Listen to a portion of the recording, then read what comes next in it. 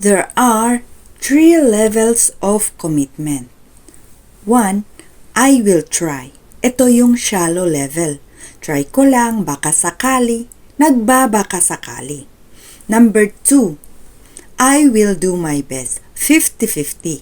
Level of commitment. Pwedeng tumuloy, pwedeng hindi. Number 3. I will do my best whatever it takes. Umulan, bumagyo, tuloy ka pa rin.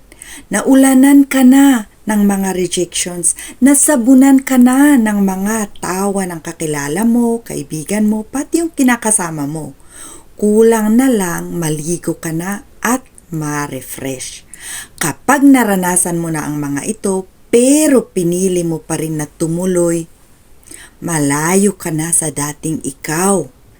Pero malapit ka na rin sa kung anong gusto mong marating sa buhay. Kaya kapit lang. Nothing is impossible.